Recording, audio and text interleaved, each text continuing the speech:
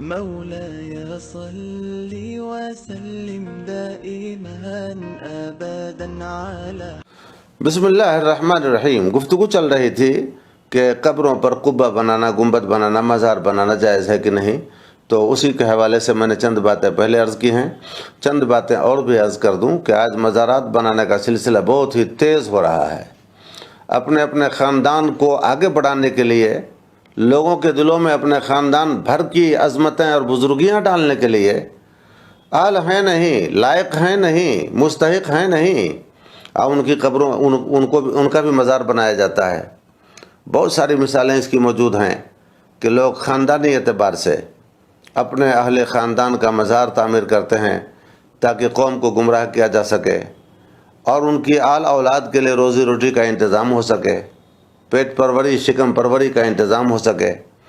تو اس لیے ایسے لوگوں کا مزار بنانا ناجائز ہوگا کہ جن کا جو اہل نہیں ہے، جو اس لائق نہیں ہے، اس کے مستحق نہیں ہے، ان کا مزار بنانا جائز نہیں ہے۔ بدقسمتی سے آج تو لوگوں نے قبریں اکھاڑنا شروع کر دیا ہے۔ کشف کے ذریعے بتائیں گے کہ یہاں ولی اللہ کی قبر ہے، وہ کشف کے ذریعے بتائیں گے اور پھر وہاں قبر کا نشان بتائیں گے اور اس کے اوپر مزار بنا دیتے ہیں۔ بھئی جتنے مزارات ابھی بن چکے ہیں دنیا میں، ان پر جو خرافات ہوتے ہیں، ان خرافات پر تو ہم قابو نہیں پاتے ہیں، پھر نئے نئے مزارات اکھاڑ کر کے آپ کون سی دن کی خدمت کر رہے ہیں؟ اتنے صحابہ کرام رضوان اللہ تعالی علیہم اجمعین مدفون ہیں، زمین کے اندر آسودہ خاک ہیں، جن کی عظمتوں کو فلک کی بلندیاں بھی جھک جھک کے سلام کرتی ہیں، مگر آج ان کا مزار نہیں ہے۔ تو کیا اللہ کے ہاں ان کا رتبہ کم ہو جائے گا؟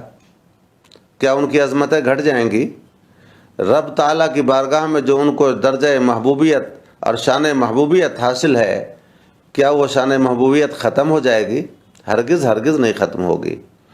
تو مزارات بنانا اس لیے تاکہ ان کی قبر ممتاز ہو جائے کہ یہ اللہ کے ولی ہیں، اور جب یہ اللہ کے ولی ہیں ہی نہیں تو پھر ان کی قبر کو ممتاز کرنے کی کیا ضرورت ہے؟ اور کشف کوئی دلیل شرعی نہیں ہے، حجت شرعی نہیں ہے کہ کشف کی بنیاد پر آپ کہیں پر قبر اکھاڑیے اور ان کا مزار بنائیے، قوم کو گمراہ کیجیے۔ آج کل مزارات پر جو خرافات ہو رہے ہیں، کلیجہ منہ کو آتا ہے۔ جتنی خواتین ہیں انہی پر بھوت سوار ہوتا ہے، شیطان سوار ہوتا ہے، خبیث اور جنات سوار ہوتا ہے۔ جب تک مزار پر نہیں جاتی ہیں تب تک کوئی سوار نہیں، مزار پر جانے کے بعد اب ان کے بدن پہ بابا بھی آنے لگ جاتے ہیں، معاذ اللہ رب العالمین۔ یہ کس قدر جرأت ہے، کس قدر یہ ناپاک جسارت ہے کہ جو اولیاء کرام اپنی حیات ظاہری میں غیر محرم کے پاس نہیں بیٹھتے تھے، غیر محرم کو سامنے نہیں رکھنا پسند کرتے تھے، غیر محرم پر نگاہیں ڈالنا پسند نہیں کرتے تھے، اجنبیہ کے قریب جانا پسند نہیں کرتے تھے، آج ان اولیاء کرام کے بارے میں یہ باتیں کہی جاتی ہیں کہ ان کے اوپر فلاں ولی آ گئے ہیں، فلاں بابا آ گئے ہیں۔ استغفر اللہ، استغفر اللہ، صدبار معاذ اللہ۔ یہ کیسی بکواس ہے، یہ کیسی گمراہی ہے۔ اور پھر اس پر بھی ستم بالائے ستم یہ کہ مزار پر جو عورتیں بھوت کھیلتی ہیں، اگر وہ اپنی زبان سے کہہ دے کہ میرے اوپر خواجہ غریب نواز آئے ہیں، تو یہ جہلا، یہ ضعیف الایمان، ضعیف الاعتقاد لوگ اس کی بات کا یقین اتنا کرتے ہیں کہ اگر کوئی 100 علماء کہہ دیں کہ یہ جھوٹ بول رہی ہے تو یہ ماننے کو تیار نہیں ہوں گے، اور اس بھوتنی کی بات کو ماننے پر تیار ہو جاتے ہیں کہ یہ جو کہہ رہی ہے بالکل صحیح کہہ رہی ہے۔ ابے خدا کے بندو، اس کے بدن پر کوئی ولی نہیں آتا، کوئی بابا نہیں آتے، خبیث جنات خناس مردود یہ آتے ہیں، شیاطین آتے ہیں، اور وہ تمہارے ایمان کو کمزور کرتے ہیں، باباؤں کا نام بتا کر، اولیاء کا نام بتا کر، اللہ کے محبوبین کا نام بتا کر۔ بھلا وہ ان کے بدن پہ کیا کرنے آئیں گے؟ تو وہ شیطان بولتا ہے اس کی زبان سے، اور یہ شیطان صفت انسان اس کی بولی کو معاذ اللہ رب العالمین جیسے کہ وحی الہی سمجھ رہا ہو، اس کی بولی کا یقین کرتا۔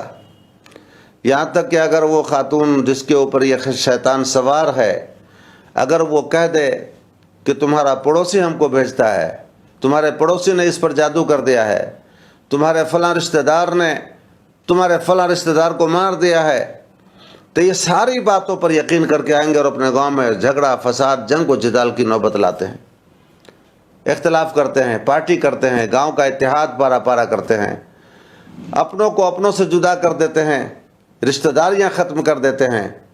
دوستان محترم، ہوش کے ناخن لائیں، اور میں تو گزارش کروں گا ائمہ مساجد سے کہ کبھی کبھی اپنی گفتگو میں، اپنی تقریروں میں ان چیزوں کو بھی عنوان بنائیں کہ مزاروں پر جو عورتیں کھیلتی ہیں اور جو بزرگوں کا نام بتاتی ہیں، یہ سارا کا سارا جھوٹ ہے، فریب ہے، دجل ہے، شیطنت ہے، تمہارے معاشرے کو تباہ کرنے اور تمہیں گمراہ کرنے کی ساری تدبیریں ہیں۔ لہٰذا یہ مزاروں پر جو خرافات ہوتے ہیں یہ مزارات کی وجہ سے ہوتے ہیں، لہٰذا مزارات تو اب بنائے نہیں جائیں، صرف ان شخصیات کے مزارات بنائے جائیں کہ جن کی ولایت مسلم ہے، جن کو قوم دنیا والے ولی سمجھ رہے ہیں، جن کے عمل، جن کا قول، جن کا فعل، جن کا کردار، جن کے احوال و اطوار واقعی میں اللہ والوں جیسے ہوں، تو ان کے مزارات بنائے جائیں، وہ بھی بہت زیادہ خرچے سے نہیں۔ لاکھوں روپے خرچہ کر کے مزارات کی تعمیر کرنا یہ کیا ضروری ہے؟ یہ کون سی شریعت ہے؟ دیکھا جاتا ہے کہ مزارات کی تعمیر میں لوگ لاکھوں کے حساب سے خرچہ کریں گے، اور اسی گاؤں میں، اسی آبادی میں، اسی جگہ مدارس ہیں جو خستہ حالی کا شکار ہیں، جو تعلیم گاہیں ہیں، دانش گاہیں ہیں، وہ خستہ حالی کا شکار۔ تو تعلیم پر توجہ نہیں، مزارات کی تعمیر پر خوب توجہ۔ اور لوگ سمجھتے ہیں کہ مزار کی تعمیر میں ہم نے حصہ لے کر کے بڑا کام کیا، خاک کام کیا۔ بھائی ٹھیک ہے، اس کو اوسط درجے کی تعمیر کر دی جائے، جس سے اللہ دیگر قبروں سے ان کی قبر ممتاز ہو جائے، بس ہو گیا۔ اب کوئی ضروری ہے کہ اس میں کروڑ کے حساب سے خرچہ کیا جائے، تب یہ جا کر کے اللہ کے ولی خوش ہوں گے آپ سے۔ تو یہ سب غلط باتیں ہیں۔ ہاں ٹھیک ہے، مزار بنانا جائز ہے، صرف جائز ہے، فرض واجب نہیں ہے۔ یہاں مسلمانوں کی توجہ فرض کی طرف نہیں، واجبات کی طرف نہیں، سنن کی طرف نہیں، لیکن جائز، صرف جائز کام میں اتنی دلچسپی کہ لگتا ہے کہ سب سے اہم فرض اس کو سمجھ رکھا ہو۔ ہاں تو علماء ربانیین، اولیاء اور صلحاء، ان کی قبروں پر حسب ضرورت مزارات بنانا جائز ہے، اس سے زیادہ نہیں ہے۔ اللہ تعالی ہمیں صحیح شعور عطا فرمائے۔